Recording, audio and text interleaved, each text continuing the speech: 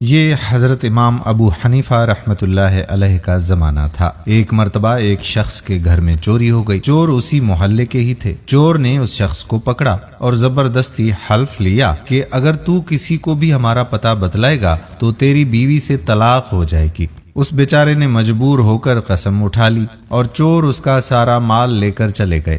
اب وہ بہت پریشان ہوا کہ اگر میں چور کا پتہ بتاتا ہوں تو مال تو مل جائے گا مگر بیوی ہاتھ سے نکل جائے گی، اور اگر چور کا پتہ نہیں بتلاتا تو بیوی تو رہے گی مگر سارا گھر خالی ہو جائے گا۔ چنانچہ مال اور بیوی میں تقابل پڑ گیا کہ یا تو مال کو رکھے یا بیوی کو رکھے۔ بڑی الجھن کا شکار تھا، کسی سے کہہ نہیں سکتا تھا کیونکہ چور نے اس سے عہد لے کر رکھا تھا۔ چنانچہ وہ شخص حضرت امام ابو حنیفہ رحمۃ اللہ علیہ کی مجلس میں حاضر ہوا۔ وہ بہت غمگین اور اداس اور پریشان بیٹھا ہوا تھا۔ امام صاحب نے فرمایا کہ آج تم بہت اداس ہو، بات کیا ہے؟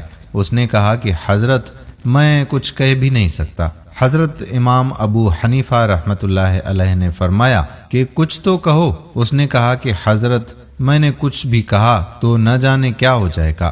انہوں نے کہا کہ اچھا، تو اس نے کہا کہ حضرت چوری ہو گئی ہے اور میں نے عہد کر لیا ہے کہ اگر میں نے ان چوروں کا پتہ کسی کو بتلایا تو بیوی پر طلاق ہو جائے گی، اور مجھے معلوم ہے کہ چور کون ہے، وہ تو محلے کے ہی ہیں۔ حضرت امام ابو حنیفہ رحمۃ اللہ علیہ نے فرمایا تم مطمئن رہو، بیوی بھی نہیں جائے گی اور مال بھی مل جائے گا، اور تم ہی چوروں کا پتہ بھی بتاؤ گے۔ کوفہ میں شور ہو گیا کہ حضرت امام ابو حنیفہ رحمۃ اللہ علیہ کیا کر رہے ہیں؟ یہ تو ایک عہد ہے، جب وہ پورا کرے گا تو بیوی کو طلاق ہو جائے گی۔ یہ امام صاحب نے کیسے کہہ دیا کہ نہ بیوی جائے گی اور نہ مال جائے گا؟ غرض علماء و فقہا پریشان ہو گئے۔ امام صاحب نے فرمایا کہ کل ظہر کی نماز میں تمہارے محلے کی مسجد میں آ کر پڑھوں گا۔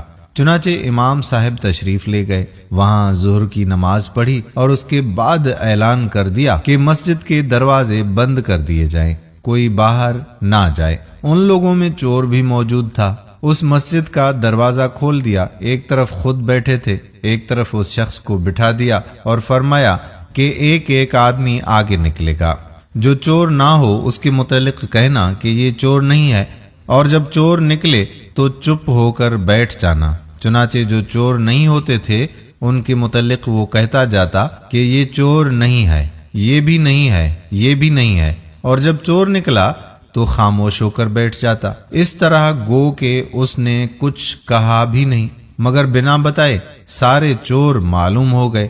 چنانچہ وہ پکڑے گئے، مال بھی مل گیا اور بیوی بھی ہاتھ سے نہیں گئی۔ یہ تھے حضرت امام ابو حنیفہ رحمۃ اللہ علیہ کے دانستہ فیصلے۔ دوستو، ہم امید کرتے ہیں کہ یہ تاریخ ساز واقعہ آپ کو پسند ضرور آیا ہوگا۔ اگر آپ نے ابھی تک ہمارا فیس بک پیج واجد علی تارڑ لائک نہیں کیا تو پیج کو لائک بھی کر دیں اور فالو کر کے سی فرسٹ بھی کر دیں، تاکہ یہاں پر جتنی بھی ویڈیوز اپلوڈ ہوا کرتی ہیں ان کا نوٹیفیکیشن آپ کو بر وقت ملتا رہے۔ اللہ حافظ۔